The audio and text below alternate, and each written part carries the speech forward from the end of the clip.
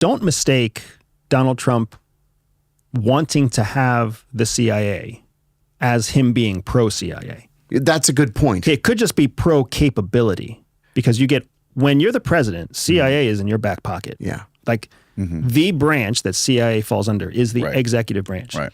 So it's like the toy that sits on the shelf that you play with only when you want to. Whereas if you throw away the toy, you don't ever get the toy. But with CIA comes a whole suite of capabilities. That's right. And a whole building of people that can't say no, because without you, they have no purpose or job. Right. If anything, the massive attrition that CIA has been experiencing since 2016 when Trump won the election was when people really started waking up at the agency, started waking up to the fact that we serve the president. We don't serve the American people.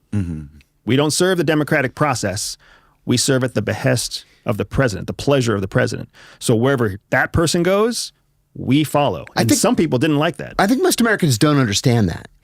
CIA is one of those very, very unusual organizations where serving at the behest of the president actually means something. I remember when I first got hired, there were old timers still talking about a station chief in the Middle East who had been fired by Ronald Reagan because he was living in sin with his girlfriend. That Reagan had made a trip to the Middle East.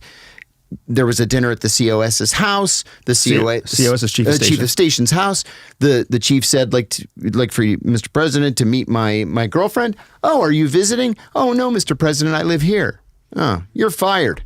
I don't allow my people to live in sin. You can't do that in the rest of the civil service. But at the CIA, we served at the pleasure of the president. And if he doesn't like the cut of your jib or the way you look at him in the meeting, you're out. So now you understand why someone like Gina Haspel would be a good call.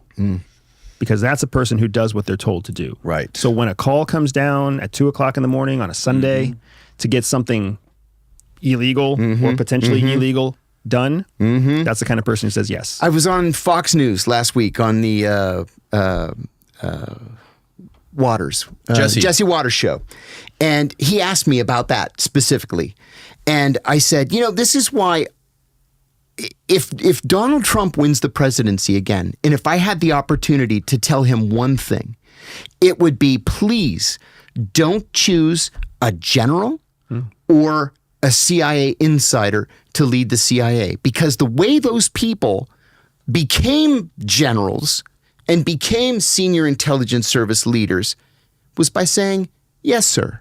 Through their whole careers. Yes, sir. What you need is somebody who has the guts to say, Mr. President, that's a terrible idea. And let me tell you why.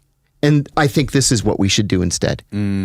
Somebody who's got the guts to tell the president the truth.